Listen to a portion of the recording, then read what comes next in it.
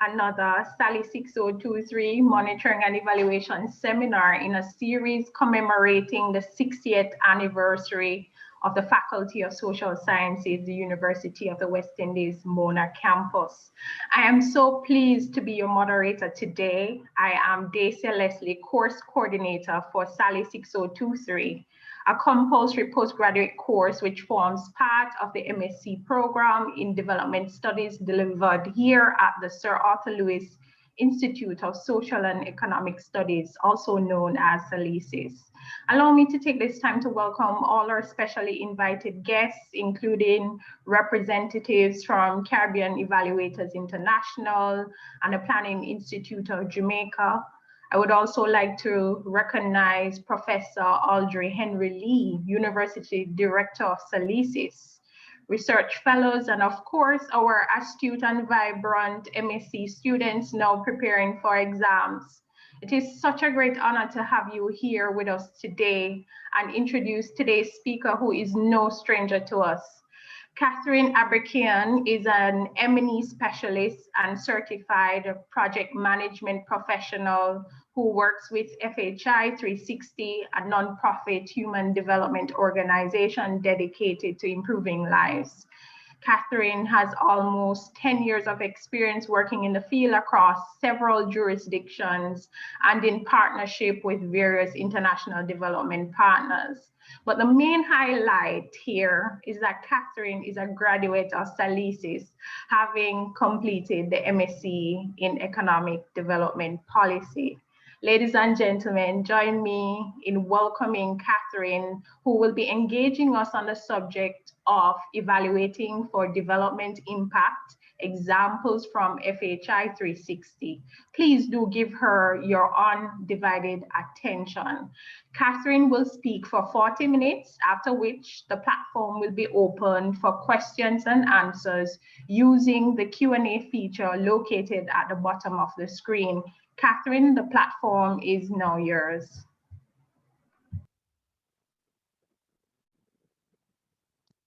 Hi, everyone.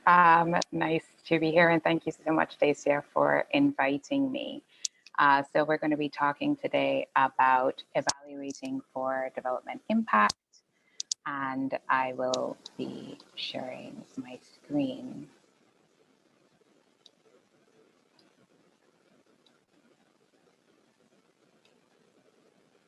Can everybody see the presentation? Yes, we can. Thanks. All right. So I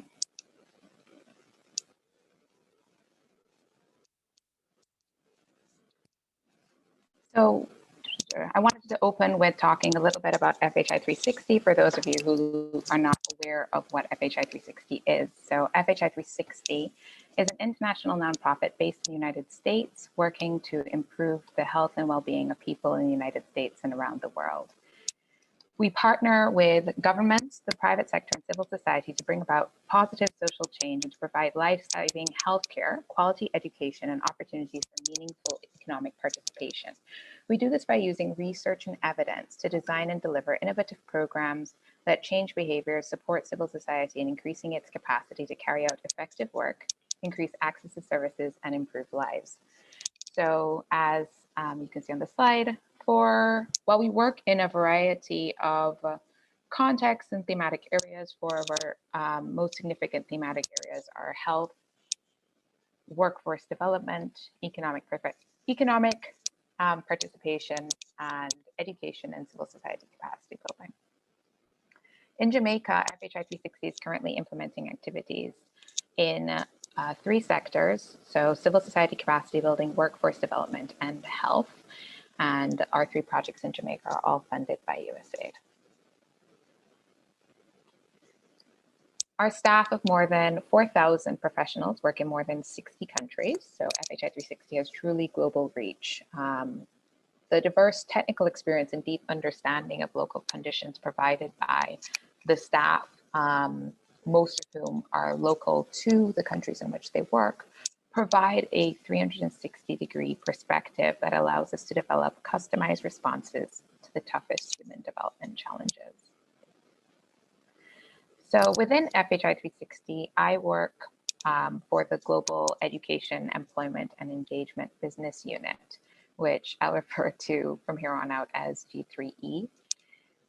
The Research Evaluation Department for G3E is where I am employed to, and the Research and Evaluation Department acts as a resource for G3E technical staff, project teams, and leadership in all aspects of research design, monitoring, and learning, and as a point of aggregation of all the evidence and knowledge generated by G3E projects so that we can foster learning and sharing throughout the business unit. As part of my personal work, I provide backstopping support to Jamaica, to projects around the globe, and my current portfolio includes Jamaica, Myanmar, and Zambia, as well as some global initiatives.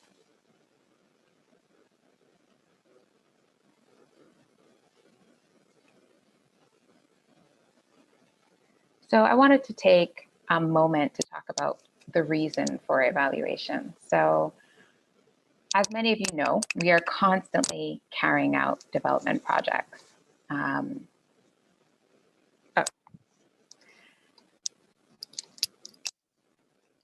So for its 2021 fiscal year, for example, the World Bank has committed $160 million for development work in Jamaica.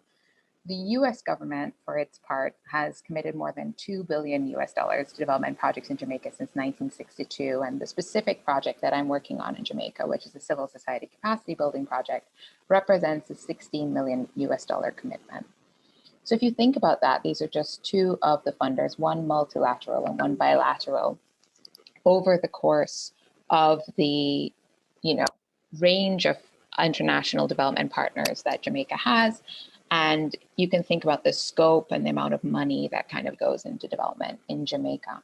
So evaluations help to tell us whether the money that is being spent in Jamaica is being spent effectively and efficiently. Evaluations can be done at all stages of the project cycle. And this slide really talks about the different stages that you can sort of expect. So we often talk about two different types of evaluation, formative and summative.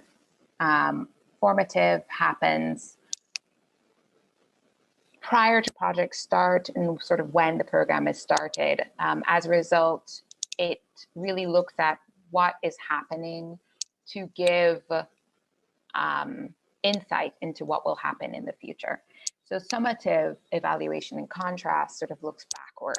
So it's looking at what's already happened and how that might influence, again, future projects, but it's less about influencing that particular project usually. So usually summative evaluation would happen when the program is established or when it's more mature because there's data that can already be collected. And formative evaluation would happen, as I said, when the project is newer. So for the type of questions that are being asked, formative evaluation might ask, so to what extent is the need being met? What can be done to address this need? Or is the project operating as planned? Whereas summative evaluation might ask that is the program achieving its objectives? What predicted and unpredicted impacts has the project had? And looking sort of backward. So, and at the bottom, you can see the sort of the type. So we have needs assessment, process or implementation evaluation being formative, and outcome and impact evaluation being summative. So the World Bank, for its part, for this presentation, we're going to be focusing mostly on outcome and impact evaluation. And in terms of when we would use this, so this slide talks about sort of when in the project cycle, but not every project requires an impact evaluation. So in terms of impact evaluation, we would want to use them because they tend to be more expensive for projects that might be innovative, which is to say that test new or promising approaches, replicable, whether they can be scaled up or applied to a different setting, strategically relevant, is it an intervention that requires substantial resources, covers, or could be expanded to cover a large number of people, or could generate substantial savings if it's used in that way. Untested, or which is to say, if there's very little known about the intervention, and or if it plans to be influential, so planning to inform policy decisions. In contrast, outcome evaluation can be rather cheap to do, depending on where and which, on how it's being done. So outcome evaluation can be done or should be done for every sort of project, and that sort of looks at whether the project has met its intended outcomes. And those outcomes could be in the near term, which could influence whether the project has achieved, what it's expecting to achieve in the short time after those interventions have been done, or it could look at sort of a longer term after the project has been done, maybe 5 years afterward, up to 5 years afterward, but it could even be as short as 6 months afterward.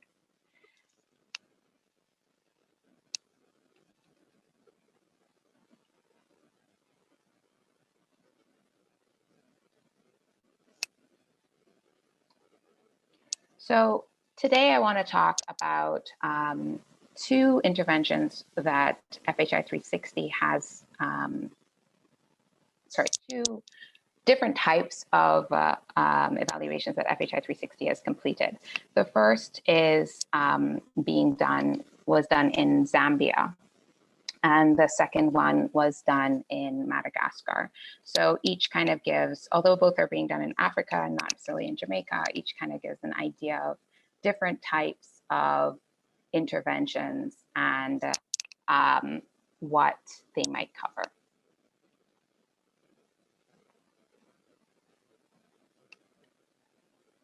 Sorry, I'm skipping around a little bit.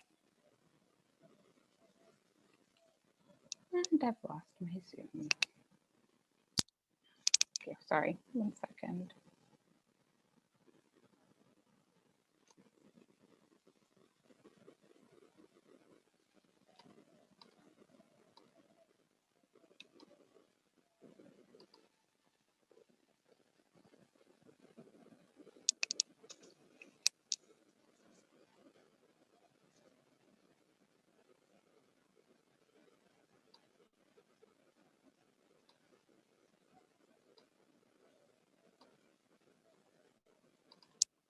All right, so in Zambia, we have been working on a project called Youth Lead. Youth Lead is a $2.8 million civil society capacity development project that is focusing on whether youth have, youth who make up 30% of the Zambian society have achieved what are being better integrated into Zambian society. So it's looking at whether the youth in Zambia that are being supported by the project are getting internships, whether they are looking at whether the training that they're getting through the project is helping them to achieve jobs, and whether and then the youth go on to do a capstone project, which will help them to kind of get a sense of civic education. So it's looking at 3 sort of options there. And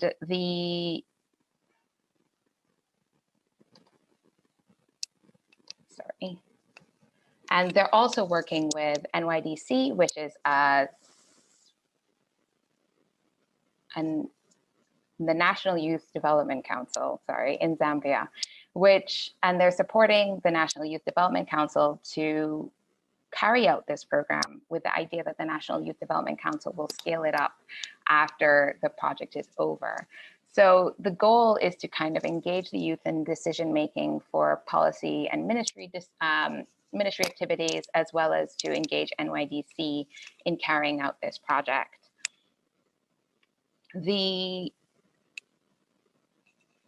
Youth Lead is also working with other development actors, other government and development actors, to ensure that the project is being carried out in a way that increases its sustainability so that more actors have buy-in. So they're working with over 70 host organizations across Zambia to place the interns in, which cover civil society organizations like non-governmental organizations, nonprofits, media houses, as well as private sector businesses like power company, a cell mobile communications company, etc., as well as government entities. And so the youth go into internships in these various entities, and the entities themselves receive training on how to carry out those internships.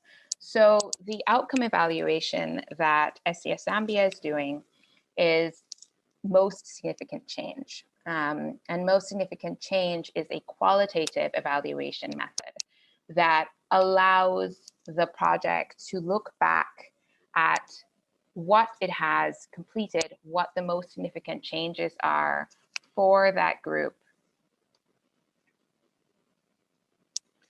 Okay, sorry. And sorry about the issue. So what the most significant changes are for that group and whether the different program components are connected. So most significant change, are you guys seeing now?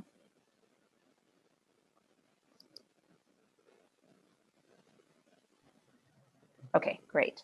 So most significant change sort of looks at these different changes that are happening, and what the methodology is used is a very participatory methodology in which participants are interviewed about their experiences to get stories that are then shared with, that are then collated and shared with a wider group that would then choose the stories that represent themselves the most significant change out of the project. So for Zambia, we're interviewing over 70 youth participants from the program, as well as intern supervisors who are from those host organizations, and staff from the National Youth Development Council.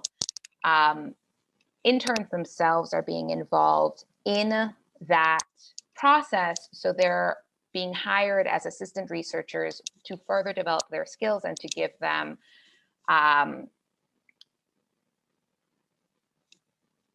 experience in carrying out evaluations. So the process is participatory not only for Youth Lead in terms of being the beneficiaries themselves having a strong voice by providing their stories and then being involved in the selection of those stories, but also the youth that are participating in the project also have a chance to act as the researchers. So they themselves will not be giving stories, and they're not working with the group of youth whom they are familiar with from their cohort. They're able to conduct the interviews so that we have a very youth-led process as well. I'm not sure why the slides aren't working. I'm sorry. All right, I'm just going to give up on that, and I apologize for the technological fail. Right, so the most significant change evaluation, I'll share the slides afterwards, and that way we can see what was supposed to be, and I apologize. All right, so in terms of the evaluation, the evaluation is currently ongoing, but initial results are indicating that most youth are finding that the most significant changes from their lives are happening in the area of their career path, that, you know, being part of the internship, being part of the training module, and being part of the Capstone Project really made an impact on their ability to get a job after the program. So the youth who are able to get jobs often find that they were able to get a job with the host organization that they were placed with, even though the host organizations were under no pressure to provide jobs to those participants.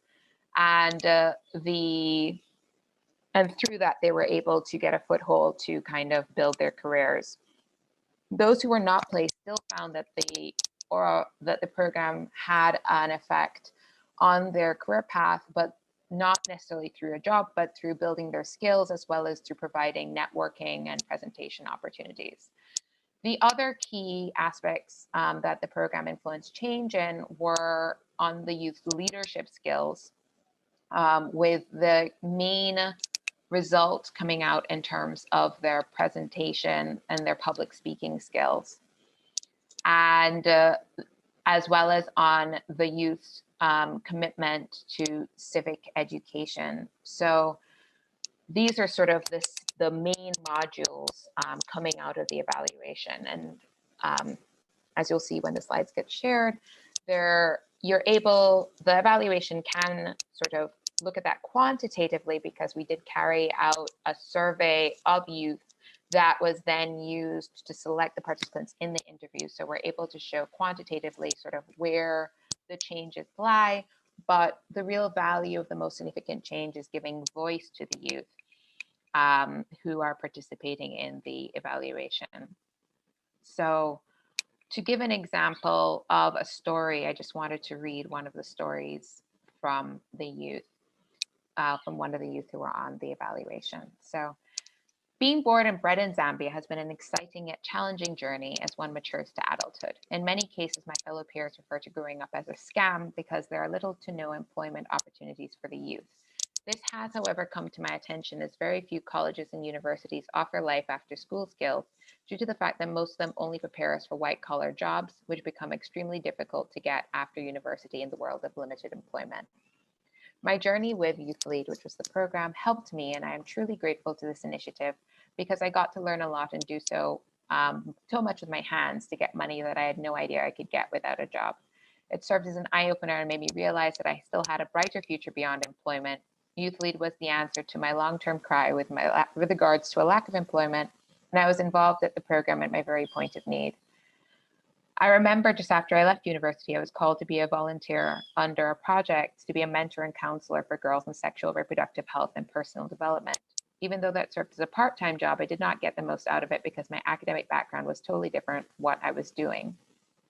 This made me wonder when I would put my degree to use. On a sad note, I was attached to my host organization based on my volunteer experience and not what I specialized for from university, which posed a challenge as I really wanted to practice my profession.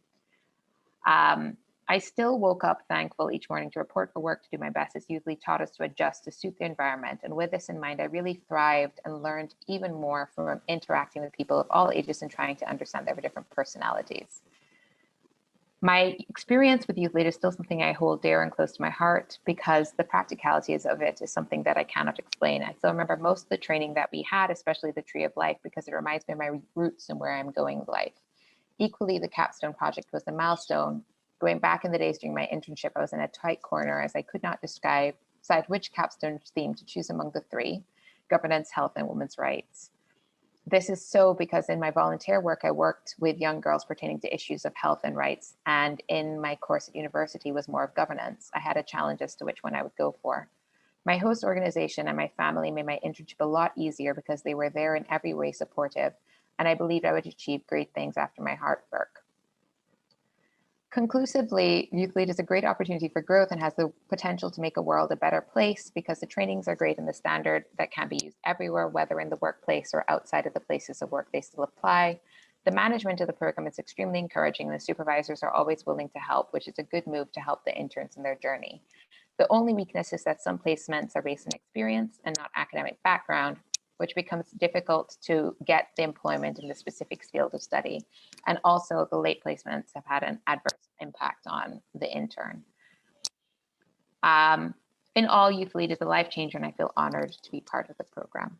So the reason I chose this one, there were actually a number that were, I would say, more positive than that story, but I wanted to share that story to point out both one of the biases of the most significant change method and how we work to counteract it during our work. So one of the biases that normally comes out in the most significant change method is that people want to talk about positive changes. So one of the big challenges is getting people to talk about negative changes. And the way we were able to carry that out was to specifically ask in all of our prompts not only about each section of Youth Lead, and so you can kind of see in the story the participant talking about her experience with the internship, her experience with a specific training, and her experience with the Capstone Project, but also for each of those to ask about positive and negative changes. And so that allows for an evaluation in which you can not only trace the positive impacts of the program and how those positive impacts had ripple effects on people's lives, but also the negative impacts of the program and how those negative impacts might have stunted the program's development or made it difficult to carry forth into to fulfill, I guess, the full reach of the program. So as I said, we're currently doing this evaluation method, and as we go forward, we're sort of excited to look at what Youth Lead has achieved, and as well as the ways in which, as the National Youth Development Council continues, that we can scale up. All right, so I'm going to stop sharing since this is not working. And that way you can at least see my face. The second program I wanted to talk about was carried out in Madagascar, and we did an impact evaluation of this program, which was carried out by an FHI360 team. So it was an internal impact evaluation, but it was a different team than was working on the program. And that included our analysts within the backstopping team. So USAID Madagascar, the program is called, I'm going to butcher its name, but Mahe Mamake Teni. We're going to call it MMT from now on. So it's a capacity building activity designed to strengthen the Madagascar Ministry of Education's ability to design teaching and learning materials and to implement and monitor teacher training programs in relation to early grade reading. It was implemented from January to July 2018, with school-based activities started in April 2018. And the project supported the Ministry of Education to develop and pilot teaching and learning materials, which is to say teachers' guides and pupil books designed to teach grade 1 children how to read in the Malagasy language, to train grade 1 teachers and head teachers in the use of these teaching and learning materials, and to train head teachers to coach and supervise teachers, to train internal MOE staff in the design of impact evaluations and data collection instruments, and to train internal MOE staff in the use and administration of data collection instruments. So in sum, the project used a learning by doing approach in which project staff worked hand in hand with Ministry of Education staff throughout all phases of the project implementation, including both the design and the implementation of early grade reading interventions, but also monitoring and evaluation activities. So originally this program was supposed to pilot the approach in 8 schools and then select an additional 8 schools as a comparison group. However, during the early stages of the project, the Ministry of Education expressed an interest in expanding the project. And so ultimately they covered 60 intervention schools and 60 control schools. And the World Bank funded the remaining 52 schools from both treatment and control schools. So the impact evaluation ultimately looked at all 60 schools, 60 treatment schools, and then a similar number of control schools, which is say 59 on the other side. So one of the control schools dropped out. So ultimately, the evaluation did find that the project was successful. On average, students attending MMT schools outperform similar schools in the control groups by, and this is going to be in terms of letter sounds per minute, which is to say one measure of how well they can read. So the MMT schools did better by 2.73 letter sounds per minute for teachers who implemented some steps of the lesson, and by 6.09 letter sounds per minute for teachers who implemented most or all steps of the lesson. And the average treatment effect was an improvement of 3.24 letter sounds per minute. So I want to step back a little bit and I want to talk about control groups. So one of the key features of impact evaluations when they're well designed is that in order for an impact evaluation to determine whether change has been made, there needs to be what in economics we call a counterfactual. The counterfactual is just a fancy way of saying what would happen if this program had not taken place. And one of the main blockers for having effective impact evaluations in projects is that there is no counterfactual. That counterfactual often, but doesn't necessarily have to be a control group. A control group means a group of whatever the participants are, organizations, people.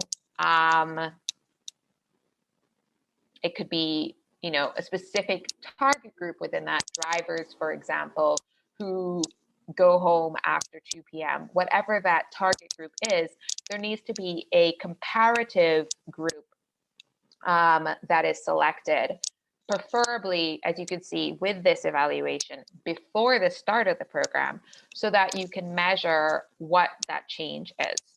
It's really important to select the control group or to identify what that control is going to be or that counterfactual is going to be before the start of the intervention, because without it, you might end up cherry picking, intentionally or unintentionally, what the specific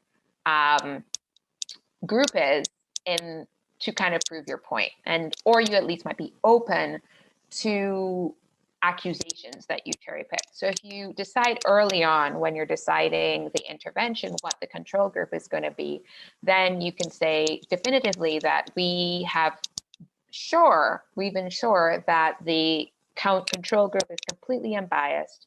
They were selected to be very similar to the population, or they were selected in such a way that the numbers mean that they're similar to the population just due to the amount of variety within each group. And we can be sure that when we compare them, whether it's going to be better or worse, the change is going to be really obvious. So here I have some slides that kind of describe why it's really important to have a control group, but suffice to say that even if a program, let's say at baseline, gets better, and at end line, you can say that there has been some improvement between baseline and end line, that when you compare it to a control group, you may find that the control group either has increased by the same amount or might have increased more in comparison to your treatment group. So while it's still important to have a baseline and an end line, it's not sufficient for certainly an impact evaluation just to look at a single program. You really have to compare it to a counterfactual. All right, so in this particular program, as I said, that we were able to compare to the control group, and we were able to find a difference in the treatment group. One of the other things that happened is that we were able to disaggregate, which means to take the data apart to see where those differences might be hiding. So in the summary I read earlier, the control group, as you can see, the treatment group, as you can see, had different scores depending on whether the teacher was faithful in implementation or not. And this brings me to the second thing I wanted to talk about. So in the qualitative evaluation that I was talking about earlier, monitoring data was important, but the evaluation was collecting its own data and wasn't entirely reliant on monitoring data during the project. So because it was a qualitative evaluation that was using interviews retrospectively, then the monitoring data collected during the project really helps to inform our understanding of what happened during the project. You know, so if a participant is saying, hey, this happened, we can go into the monitoring data and really just objectively see whether it happened or not, or, you know, whether to what extent the story the participant is saying is actually true. So in that way, the monitoring data forms a check or balance to ensure the objectivity of the evaluation. However, for this impact evaluation, the monitoring data has a different role in the impact evaluation. So the monitoring data here allowed the impact evaluators to be able to say, well, these are the different types of teachers, and this is the way that they were being faithful or they were not being faithful. And the only way that you can get that sort of disaggregation is if you're purposefully collecting that kind of data while the project is ongoing. So another reason that an impact evaluation might have problems is if that impact evaluation is relying on data that doesn't actually exist. So, when we often ask our evaluators to do almost Herculean tasks in terms of picking together the pieces or putting together the pieces of a puzzle when the data doesn't necessarily exist in the project itself because that data hasn't been collected throughout the project. So all this to say that the quality of an evaluation is really dependent on the quality of the monitoring evaluation of the monitoring data. And so that's one of the ways in which monitoring data feeds into this cycle. So going back to our MMT evaluation, we were able to disaggregate not only by whether teachers followed most or all of the lesson activity steps versus those who did not, but also we were able to disaggregate by gender and by socioeconomic class. So the evaluation was able to find that boys and girls were actually affected similarly by the program. So there was no significant difference between scores for boys and girls. They each improved at about the same rate. But we did find that the program was generally more impactful among students in the group that had a higher socioeconomic class. In addition, we were able to look at the types of scores going into the program. So because the baseline data allowed us to disaggregate by whether the student was a non-reader, a beginning reader, or what kind of proficiency that person had in regards to the benchmarks, we were able to say that you could sort of see the way in which, sorry, I'm trying to describe the graph, but you could sort of see the way in which the scores shifted across the treatment group. And so we were able to say that MMT impacts were more consistent in terms of improving students' probability for meeting minimal proficiency by for those who had 0 scores than for those that already met the minimal proficiency scores. So this is to say that if you were a reader who had absolutely, or I have to say a non-reader who had absolutely no reading skill, then the MMT was actually more successful in getting you to sort of those minimal proficiency benchmarks.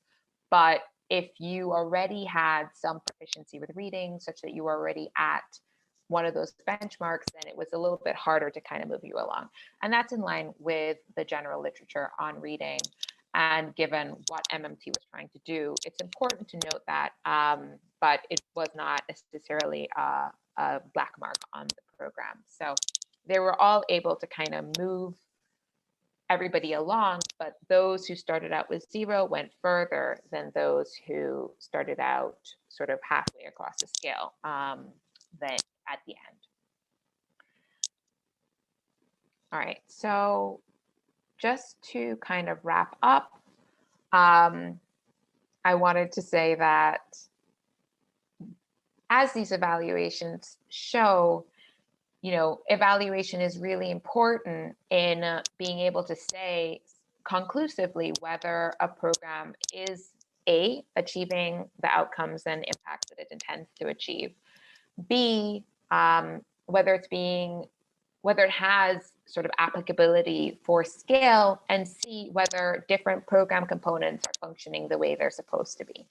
However, in order to do this, we need 2 underlying concepts. The first is that we need strong monitoring data. So as I said, both of these evaluations, although they have different methodologies, really rely on underpinning monitoring data to make sure that the evaluations go well.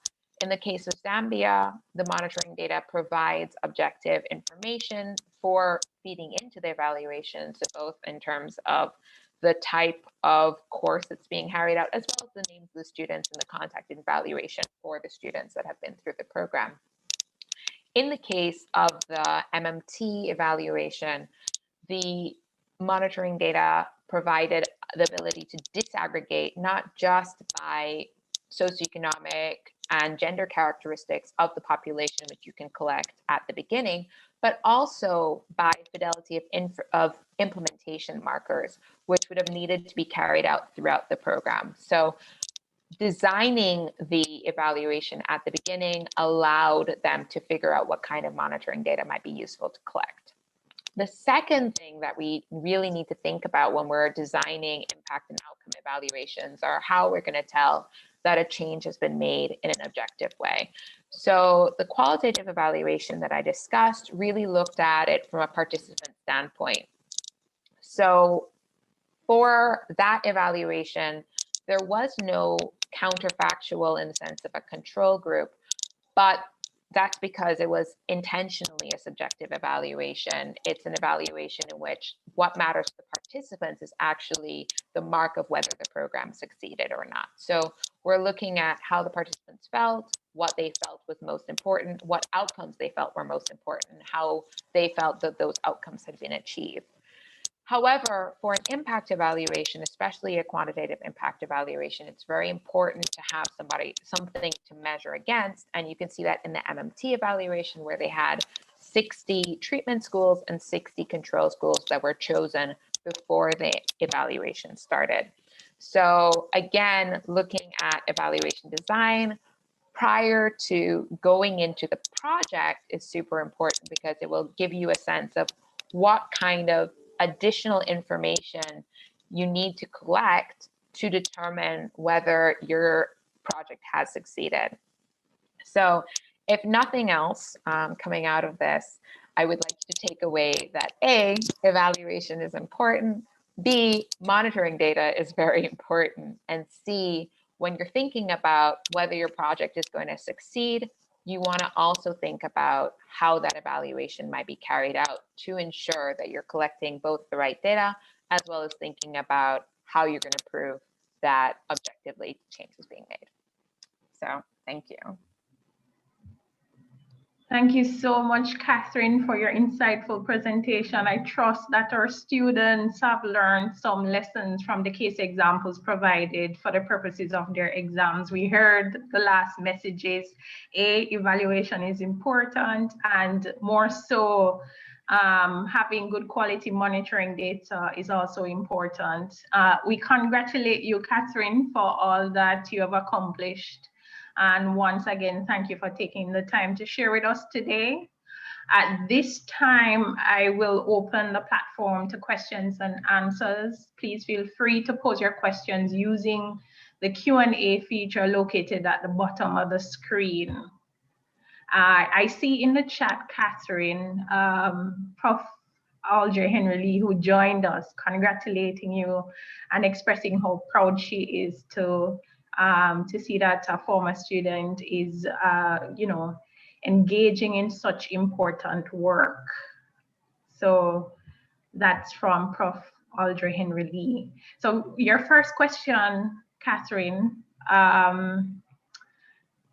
is from an attendee who is asking, how did you compile and store the qualitative monitoring data? Is there a board to which FHI360 reports from, or from which FHI360 needs permission to collect that data?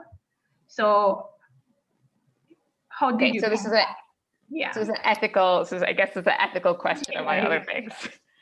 All right, so in terms of our ethical standards, so we are very concerned with both data security and ethical data collection. So we actually have we have 3 sets of processes that we have to go through when we are doing research on a project. So I think to clarify, I would like first to discuss the difference between like research and non-research, which seems sort of strange, but it's very important. So Basically, there are varying definitions of research, but the US government, which is a funder of, as I said, all 3 projects in Jamaica, as well as many of our other projects, has a specific definition, as well as I said, other organizations. But often research is really looking at sort of the systematic collection of evidence that might influence other programs or be extrapolatable to other groups. So when we look first to see whether the evaluation that we're doing would constitute research, and that will also tell us what kind of procedures would need to be followed. If it's research, which is to say,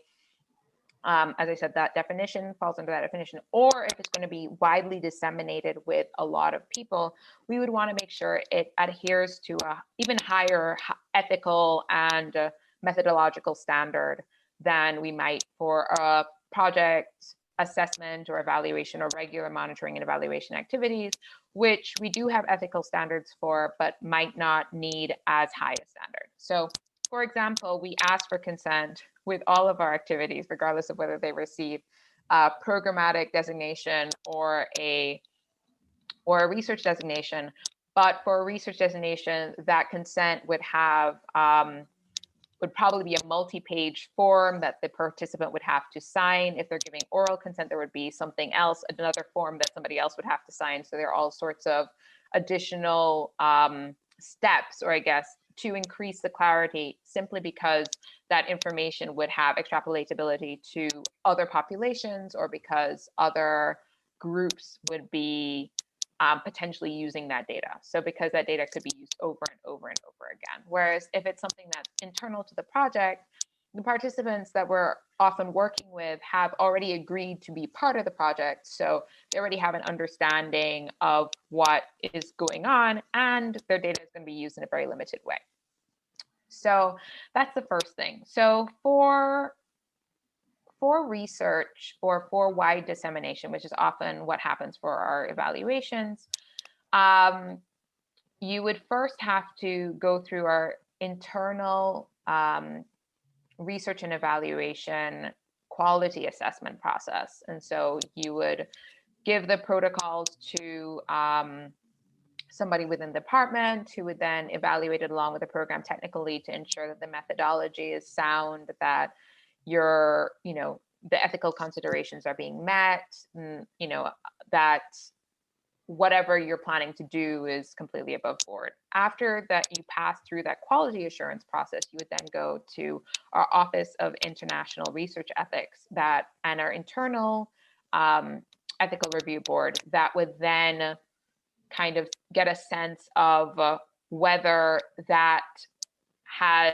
the methodology has also met this external standards through these technical sort of contributors, who would then help to improve the methodology again and again, suggest things to ensure that ethics are being met. And that just allows an additional sense of sort of stepping back, because the Office of International Research Ethics is not involved in any of the projects. And so it's just, again, that extra veneer of objectivity to kind of say, hey, here's something that you may have overlooked. After that, the FHI360 policy is that the projects would go to the review board in country. So not only at Washington, D.C. or in North Carolina, depending on the type of project, but it would also go to the review board in Jamaica or Madagascar or wherever the evaluation is being carried out, so that cultural context could also be taken into account, and that would have to pass through that review board before we go forward. So there is actually a multi-stage ethical process. In addition, the Research and Evaluation Unit for G3E has its own data security standard operating procedure. So in terms of storing, monitoring data, though, as I said, that doesn't go under the same process, we would try to ensure, first of all, we would classify the data by type of risk. So we have low risk data, sensitive data, high risk data, and we have different classifications for each. High risk data, we would make sure to store on servers that are managed by FHI360, or depending on the data agreement, that we would ensure that whoever is owning and storing that data would be storing it in a way that is secure and owned by that organization. So because we work with, both civil society, private sector, and government partners in the countries we work with, we don't always own the data. So for example, if we were working with the Ministry of Health in Jamaica, the Ministry of Health would own the health data. So we don't always necessarily have ownership of that data, but often we do. And when we do, it's stored in according to the procedures that we have. I think that was most of the question. Did I get all of it? Yes, absolutely, absolutely. But as a follow-up question from Althea McBean, and I think I have some idea of why Althea is asking this question. She's asking whether or not you've had the experience of doing any randomized trials involving the comparative or control groups. And it was a situation in which there wasn't a service being offered, not to the treatment or the control group, but those persons would not have been a part of any intervention that FHI360 would have been delivering. So have you had that experience outside of a direct intervention and follow-up? Okay, so it's in like, are we doing an evaluation of another person's work? Okay, so yeah, so FHI360 does do that sometimes. I would say it's the minority of cases, but right now we're currently working on 2 research projects that are for work external to the organization that we won in open competition. We bid for the with a proposed design as well as are carrying it out. So it's not the bulk of our work, but that's but it's definitely something that we do. Personally, I've not done any of those within FHI360. However, when I was working for the World Bank for development impact evaluation, the project I was working on was actually evaluating was actually an African Development Bank project. So, so I've also had personally that experience of doing an external evaluation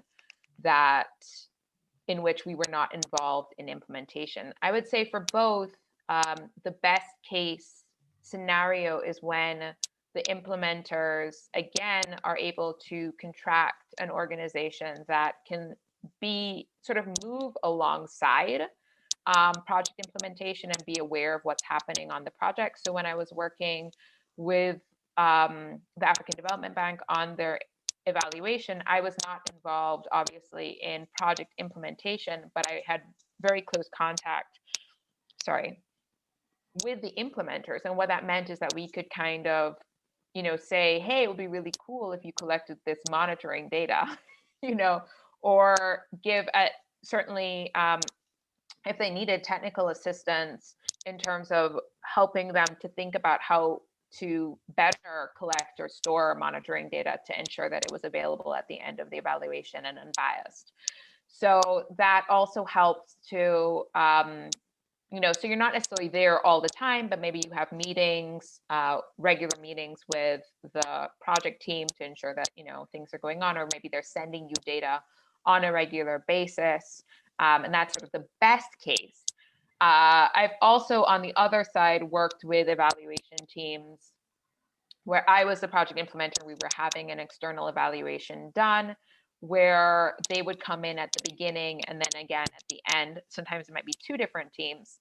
And then just look at sort of, again, retrospectively in a summative evaluation kind of way, all the data we had collected, we would just kind of hand it over to them, and then they would do their own surveys, their own interviews, and we would just hand over that monitoring data to them, and they would come to their own conclusions.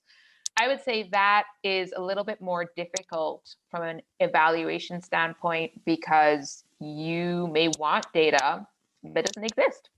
So it just means that you're very limited by what the project has already collected. And while you can still get a quality evaluation out of that, especially if the project has been very conscientious in the way that they've been collecting monitoring data, sometimes the ability of the evaluation to say conclusively, even in a correlatory manner, you know, this happened and this happened and this happened is limited by what's available. Okay, as a follow-up to Althea's question, I think what she's also asking is, are there ethical considerations for just by mere fact of having two groups, one getting treatment and the other? Of course, we're familiar with all the sociological examples of, you know, human rights violations in sociology. But are there any ethical considerations made for the group that doesn't get treatment and how they're treated thereafter? Yeah, absolutely. So I should have also made the distinction between research that is considered human subjects research and research that's not considered human subject research, which doesn't mean that it doesn't go through a rigorous process if it's not human subjects research. It just means that human subject research gets additional considerations. So human subjects research used to be only used for medical studies. So you only used to hear about sort of human subjects research when, let's say, they were testing whether vaccines worked. But in the last 7 years or so, the definition of that term, human subjects research, has been broadened to kind of include all research in which the actual people on which the research is being conducted are known to the evaluator. So if it's something that like the data has been collected and you're just doing a secondary analysis of data and you don't know the people, you don't have any unique identifier to link you back to the people, then that's not considered human subjects, and you don't have those questions about the control group, because you would assume, hopefully, that that data was collected ethically and that that data, in order to be used, had gone through its own ethical considerations. So when you're, or somebody else on a project you're evaluating has, again, collected data with humans involved, there are ethical considerations. But really, if you are an external evaluator that's being called on to evaluate a project, then you might not, you would go through the IRB process, but you would be working with whatever was there already. So you don't necessarily have a lot of control over that. So I'm not going to necessarily talk about that experience. I'm going to talk about, you know, when you have a little bit more control. So in terms of the control group, ethics do include like whether it's even possible to have a control group. And what would weigh in that is if there'd be some material harm to the group that would be affected by them not being included in the study. So I think health examples are a little bit more clear, but I'll talk both about a health example and a social example. A health example, for example, a health study might be ended early if they find that whatever the treatment is so beneficial. Let's imagine that you're dealing with a bunch of super ill people who are at risk of death, and 50% of the control group has died during the period and 100% of the treatment group is still alive.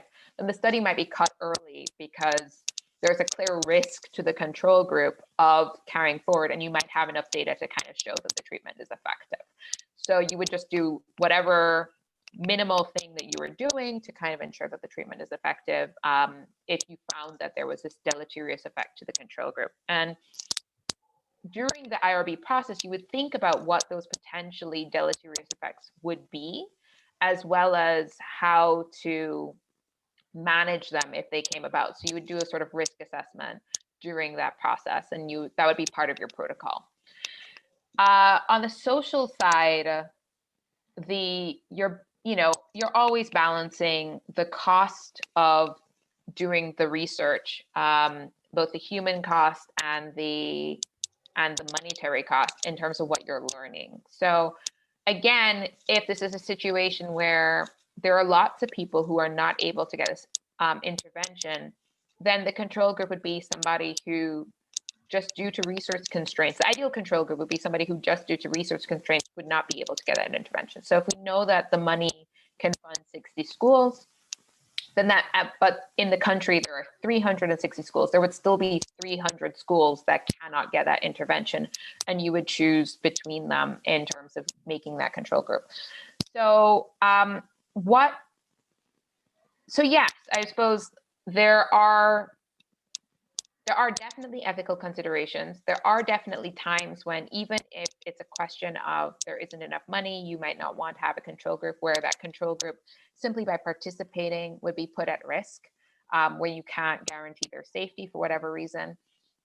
Like if they're seen talking to somebody, but they don't have the protections that the project is providing, you might not want to do research on that particular control group, for example. But often in impact evaluations, we do try to either, I suppose, generate the evaluation in a way that would allow the control group either to be naturally excluded, so they don't have enough money to get the treatment anyway, or you would do it in phases so that the second group to get would be the control group for the treatment group. So they would still be getting in the future, and that information from the evaluation would also be potentially used in learning to improve the intervention that they're getting. So if you're doing a prospective impact evaluation, you can use that information to inform future rounds, to be able to say, all right, you participated when you weren't getting anything, and now you're getting the better version of the program.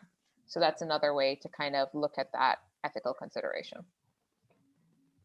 Okay, awesome. So I see in the chat where Alicia is saying, thank you for highlighting the importance of the counterfactual.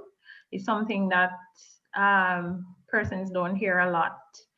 And so she is saying the importance of control groups, and the counterfactual was made clear in your presentation. So thank you for that. I'm not seeing any more questions, but I have 2 questions for you. Okay. Yeah, so you spoke clearly about when to do and not to do an impact evaluation, of course. Have you had the experience of being commissioned, or you have maybe as an external evaluator been asked to do an impact evaluation, but after accepting, you recognize that the project itself is not evaluatable at the impact level? They say with the hard questions. I would say it's very rare that a project is not evaluatable.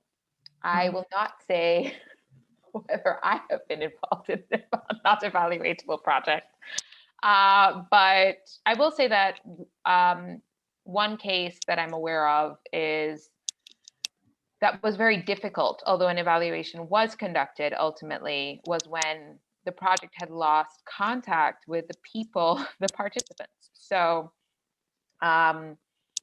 ultimately, through sort of snowballing questions and other means, the evaluation was able to go forward with a smaller group than anticipated, but was still able to collect important data on what had happened to those participants in the years following the project.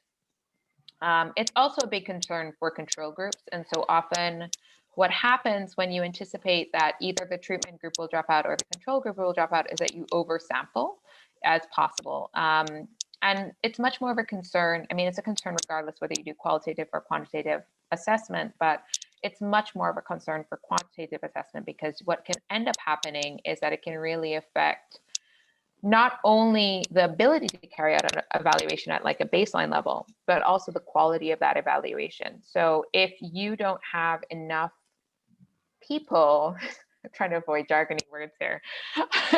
So if you don't have enough people or units, whatever it is, organizations, schools, that to basically differentiate between, a yes or a no. Did it work or did it not, right? Then you can end up with an evaluation that's completed but muddy in terms of not being able to conclusively say whether any change was made because there wasn't sufficient statistical power. So if you end up in that situation, then maybe a qualitative evaluation might be a better route, because then you can get sort of, in-depth case study information from whatever units you were able to find. And while you might have some descriptive statistics, you're not trying to extrapolate from the information that you're collecting from them. So definitely, if you use mixed methods in evaluations, you can at least get, regardless of the outcomes, some meaning from that evaluation. So yeah, I would say nothing that's been not evaluatable, but definitely some difficulties.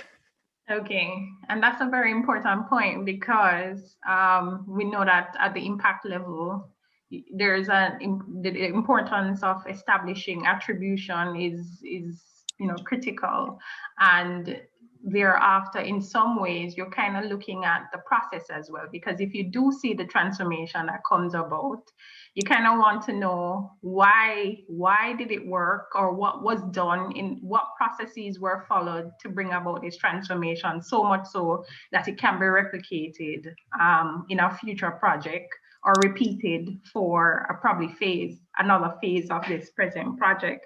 So very important. And one of the things we also recommend or suggest to our students is that the importance of doing an evaluability assessment at the start, because of course, once you do the evaluability assessment, you can kind of make some judgment as to whether you go forward, save some time, save some money for all parties concerned. And so yes, doing an evaluability assessment might be one of the options, right? Absolutely. And I would also just add, I mean, there's been this, you guys had a speaker, sorry, I forget his name, come talk about one aspect of this recently. But also thinking about the end user of the assessment is really important. So we talk a little bit about like user-focused evaluations, but really thinking about the way in which the data is expected to be used and the kind of conclusions that might be interesting to the people who are going to use it. So that when, I think there's this tendency sometimes to just be like, we want to learn everything we can about this project, which can lead to an evaluation that's not only bloated in terms of cost and in terms of scope, but also to something that generates a document that is so long that nobody really wants to read. So having a sense of what the end user might be, and maybe even thinking about how to break down, even if you do a super comprehensive assessment, how to break that down into smaller usable bits, how to communicate that in an engaging way for the population that wants to use it, whether it's the government or the private sector or civil society or regular people on the street who may or may not be super interested in reading 100-page documents, right? So, thinking about that can be very important as well. Yes, and that takes us to the whole idea of the importance of dissemination and sharing in, ways that, kind of targets the needs of the end user, like you said, which takes me to my final point. Putting on my researcher hat, I hear that FHI360 has a lot of monitoring secondary data in a database. But just to ask you quickly, do you share that at any point, or is there any data there, data sets there to share with researchers who might be interested in doing some secondary data analysis? So I would say that the answer to that is it's tricky, right? So,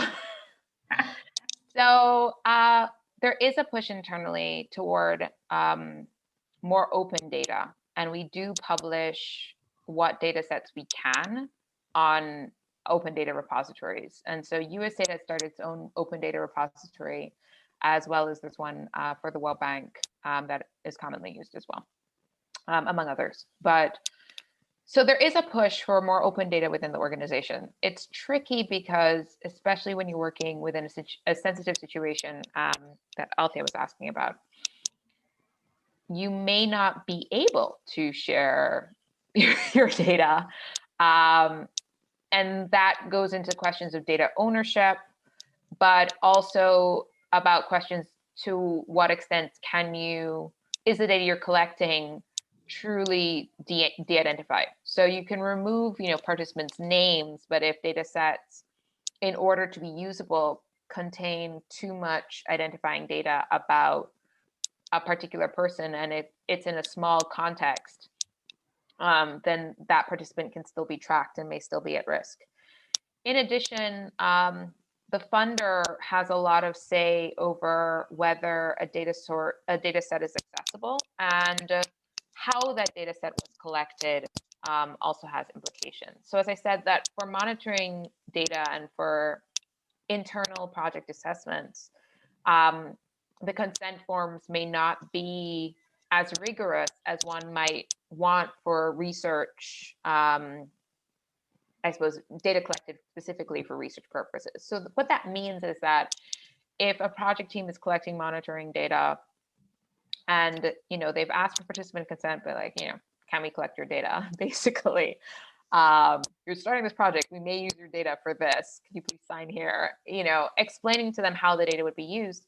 It would be very unethical for us to then turn around and open that data up for wider use, even if at the end of the project we're like, this was so cool, we really wish that other people would be able to use it.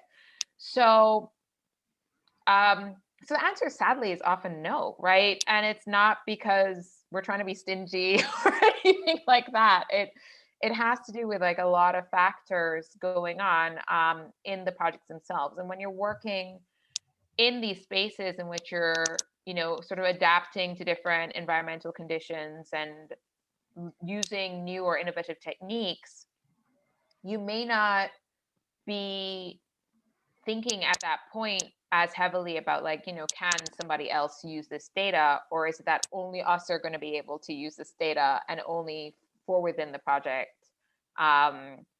constraints. So often, we were talking a little bit about, as I said, outcome and impact evaluation today, but often outcome and impact evaluations are carried out on second rounds of projects. So even when it's an innovative methodology or when we're not sure what's going to happen, we don't want to carry out an evaluation when the project is still very mutable and very adaptable, because then what can happen is that the project changes and the evaluation is defunct.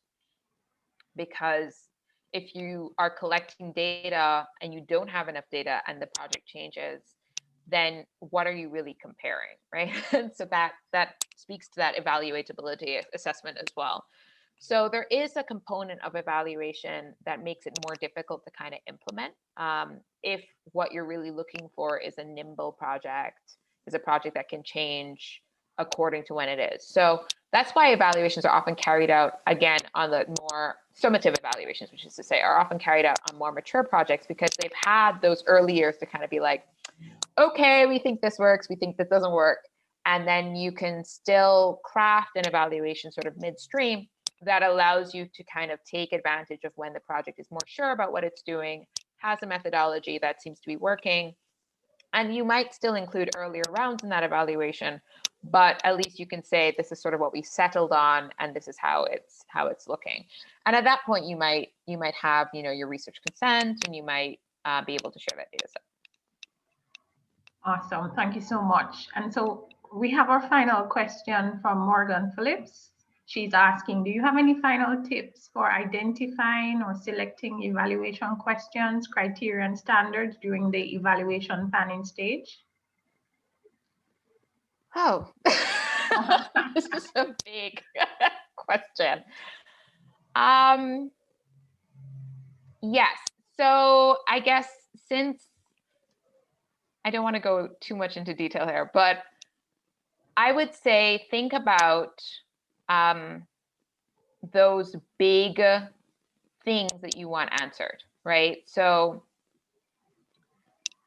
when you are developing your project, I would say the first thing is that it's very important to have a theory of change. I think Capri also mentioned this in one of its recent evaluations, that many development projects don't think about the way in which the pathway that they're planning to carry out change. You know, you might have a really cool implementation model, and you might have, you know that this works somewhere else, so you kind of want to carry it out. But it's very important to go in depth and to think about the specific problems that you're trying to address, the specific intermediate stages of what it's going to look like when those problems are addressed, and those specific impacts that are going to come out of that. And you could get that through a logic model, you can get that through a theory of change, you can get that through a results framework. There are lots of different ways to approach that, but having some sort of documentation about what you're looking for will also help you to figure out like what the big points in that framework are that you might want to evaluate. And again, you don't have to wait until the very end to evaluate. We talked a little bit about formative evaluation. We talked a little bit about outcome evaluation and not just impact evaluation. But that would help you to identify what those big questions are. So you don't necessarily need to look at every little thing. Like if you're building, for example, a community center in a community, but the big purpose is, did I reduce crime in this community? Then the outcome would be yes. The output would be the center built. The outcome might be some of the socioeconomic effects associated with the center. You know, are programs running? What are the programs doing? What is coming out of those programs? But then the impact would be the effect on crime or violence in that community compared to other communities in that might be nearby or have similar characteristics. So I would say knowing how you expect the project to work will really give you a sense of what data you need to collect to make that evaluation worthwhile, and what kind of questions you're looking at. In terms of criteria and standards, I would say a monitoring and evaluation specialist would probably have to deal with some of those questions. And, you know, just being able to talk to somebody who has the breadth of knowledge and the depth of knowledge can help you to foresee problems that might come up and to better plan around how implementation might confront some of those problems. So at FHI360, when we're proposing, making proposals for bids, we always have a member of the research evaluation team associated with the bid to, even if there's not evaluation being planned at that stage, if the funder has already indicated that there's going to be an external evaluation that happens, for us to be able to say, well, here are some kind of data that you might want to collect, here are some indicators that you might want to be tracking, so that at the end of it, you can at least say that the project has achieved its outcomes, and looking at those different stages to ensure that the data is being collected. Awesome. Thank you so much. So ladies and gentlemen, with that final comment and response from Catherine, I believe we're at the end of today's session. We would like to invite you to join us next week for our final session in the series, where we will hear from Evan Green, President of Bastel International, also on the subject of outcome and impact evaluation. Again, thanks to everyone for making today's session a success. Many thanks to our speaker for sharing with us her insightful experiences of working with FHI360 and World Bank. We would like to thank all the staff working behind the scenes, including Richard Leach, Orin Spence, Tony Marie Cornwall, Roshana Mighty, Samara Reynolds. A big thank you to everyone. Thank you, Catherine, for joining us today and sharing with us from your wealth of experience. Have a good evening and stay blessed, everyone. Good evening.